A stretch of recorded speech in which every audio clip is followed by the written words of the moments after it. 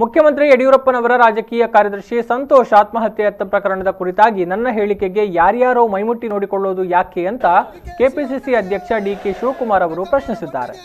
ಭಾನುವಾರ ಹೆಮ್ಮಾಡಿ ಸಮೀಪದ ಕಟ್ಬೇಲ್ತೂರಿನ ಮಾಜಿ ಶಾಸಕ ಕೆ ಗೋಪಾಲ ಪೂಜಾರಿಯವರ ನಿವಾಸದಲ್ಲಿ ಮಾಧ್ಯಮ ಪ್ರತಿನಿಧಿಗಳ ಜೊತೆಗೆ ಅವರು ಮಾತನಾಡಿದರು. ಸಿಡಿ ವಿಚಾರಕ್ಕೆ ಸಂಬಂಧಿಸಿದಂತೆ ಗೃಹ ಸಚಿವರ ಹೇಳಿಕೆಯನ್ನು ಸ್ವಾಗತಿಸುತ್ತೇನೆ, ಆದರೆ ದಾಖಲೆ ನಾಶವಾಗುವ ಮುನ್ನವೇ ಈ ಪ್ರಕರಣದ ತನಿಖೆ ನಡೆಯಲಿ. ಈ ವಿಚಾರದಲ್ಲಿ ನಾನು ಯಾರ ಹೆಸರನ್ನು ಪ್ರಸ್ತಾಪಿಸಿಲ್ಲ. ಈಶ್ವರಪ್ಪನವರು, ಬೆಳಗಾವಿನವರು, ಎಂಎಲ್ಸಿ ಅವರು ನನ್ನ ಹೇಳಿಕೆಗೆ ಹೆಗಲು ಮುಟ್ಟಿ ನೋಡಿಕೊಳ್ಳುವುದು ಯಾಕೆ ಅಂತ ಅವರು ಪ್ರಶ್ನಿಸಿದರು. 3-4 ತಿಂಗಳ ಹಿಂದೆಯೇ ಸಿಡಿ ವಿಚಾರದ ಕುರಿತು ಬ್ಲ್ಯಾಕ್ ಮೇಲ್ ಆಗಬಹುದು ಎನ್ನುವ ಮಾಹಿತಿ ಇತ್ತು. ಸರ್ಕಾರ ತನಿಖೆ ನಡೆಸಿ ಜನತೆಯ ಮುಂದೆ ಸತ್ಯ ಬಹಿರಂಗಪಡಿಸಬೇಕು. ಸಂತೋಷ್ ಅವರ ಪತ್ನಿಯೇ ನಮ್ಮಿಬ್ಬರ ದಾಂಪತ್ಯದಲ್ಲಿ ಬಿರುಕಿಲ್ಲ ಎಂದಿದ್ದಾರೆ. ಆತ್ಮಹತ್ಯೆ ಯತ್ನಕ್ಕೆ ರಾಜಕೀಯವೇ ಕಾರಣ ಎಂದಿದ್ದಾರೆ. ಪತ್ನಿಯ ಹೇಳಿಕೆಯನ್ನಾಧರಿಸಿಯೂ ತನಿಖೆ ನಡೆಸುವುದು ಅವಶ್ಯಕ ಅಂತ ಹೇಳಿದರು. ನಾನು ಯಾರೋ ಒಬ್ಬ ವ್ಯಕ್ತಿಯ ಬಗ್ಗೆ ಮಾತನಾಡ್ತಾ ಇಲ್ಲ. ಸರ್ಕಾರ ರಚನೆಯ ಸಂದರ್ಭದಲ್ಲಿ ಸಂತೋಷ್ ಪ್ರಮುಖ ಪಾತ್ರ ವಹಿಸಿದ್ರು. ಸಿಎಂ ರಾಜಕೀಯ ಕಾರ್ಯದರ್ಶಿಯವರೇ ಆತ್ಮಹತ್ಯೆಯಂತಹ ಪ್ರಯತ್ನಕ್ಕೆ ಮುಂದಾಗಿರೋದ್ರಿಂದ ರಾಜ್ಯದ ಜನತೆಗೆ ಸತ್ಯ ಗೊತ್ತಾಗಬೇಕು ಅಂತ ಅವರು ಹೇಳಿದರು.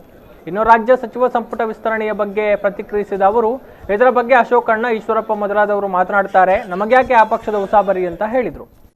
ಸಂತೋಷ್ ಅವರ ಧರ್ಮಪತ್ನಿ ಸೋದರಿ ಹೆಣ್ಮಗಳು ಒಬ್ಬ ಆಕೆ ಏನು ಹೇಳೋರೆ, ನನಗೂ ನನ್ನ ಮನೆಯವ್ರಿಗೂ ಸಾಂಸಾರಿಕವಾಗಿ ನಮಗೆ ಉತ್ತಮವಾದಂಥ ಸಂಬಂಧ ಇತ್ತು.